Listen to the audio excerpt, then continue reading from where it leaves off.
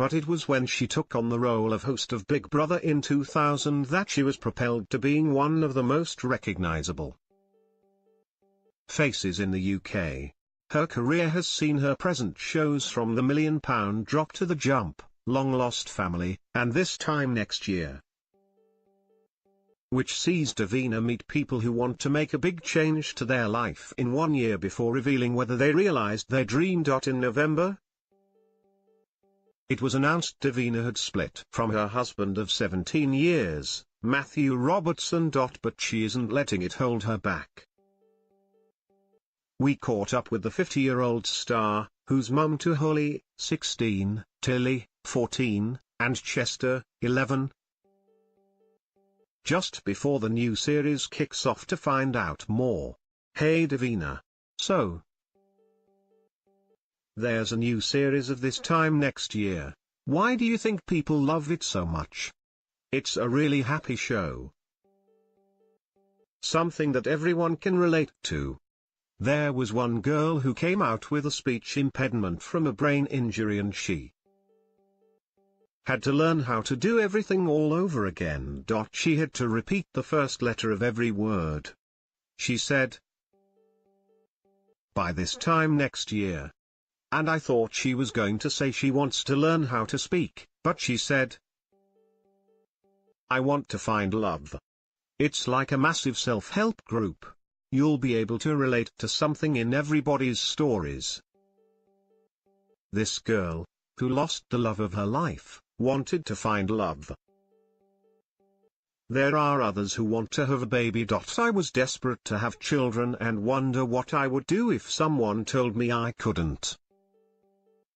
I feel joy when someone walks out with a baby or a bump. I go, yay.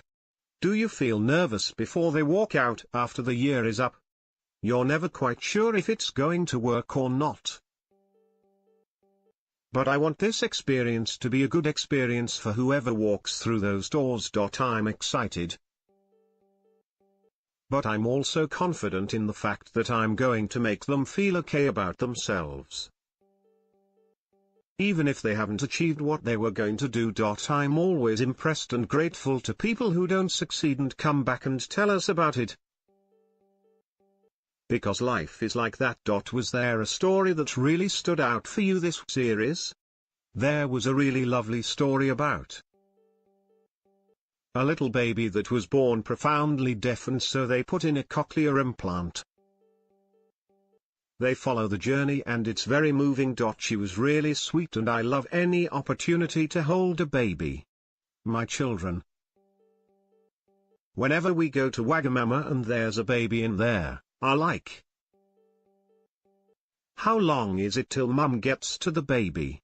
One really amazing thing about being famous is people let you hold their babies.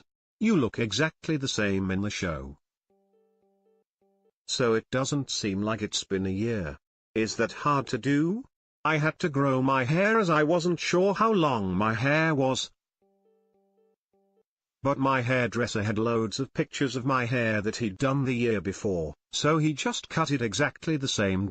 I'd been tempted to get another tattoo, but I couldn't. I was going to get it on the other wrist, and I thought everybody would notice. And you wear the same dress, yeah. I've got to still fit in the same dress. And that's annoying. Holly Willoughby gets a different dress every week on Dancing on Ice. I get the one bloody dress for the whole series. Do you feel like people trust you and that's why they do the show? I hope so. That would be the thing that I would like them to feel afterwards, that they've been sort of nurtured through the whole experience. It's full-on coming out and making a pledge to people, and that's why people do it. They say to themselves, if I don't do this in front of the nation, I'm not going to do it. Do you think the show has changed you as a person? I think it reignited this really big belief where I can see what goals do for people. Setting yourself an achievable goal and doing it, it's like a no-brainer. Everyone should be setting themselves little goals all the time. Instagram your story. Be inspirational, show other people how you did it. I think social media is amazing. I follow loads of people that I'm forever going, well, if she can do it, I can do it. Do you have a goal? Yeah. I'm training to become a PT, which is harder than I thought. Again, I think sharing that is quite a good thing. It's a challenge for me. I like being challenged. Do you get your kids eating right and exercising with you? What I try and do with my children is stuff that will encourage them to be fit and healthy. But I tried to think that with children it's so much with attraction rather than promotion. The minute you start going, come on, you've got to come and do this with me, come on, we're going to do that, they're like, oh, God. No. The show is so emotional. Do you find you cry a lot? You know what's interesting, as I've got older and my children have got older, I do really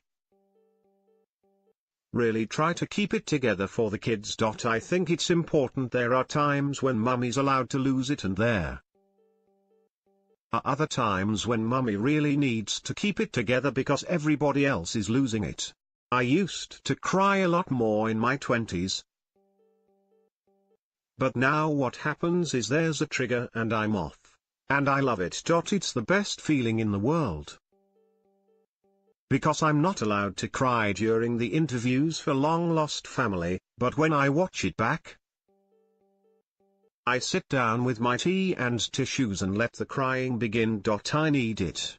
It's a good release. Sometimes I'll cry because I'm so happy. Or if I'm really proud of the kids, I often want to tear up. We go to Disney every other year and the last time we went the kids laughed.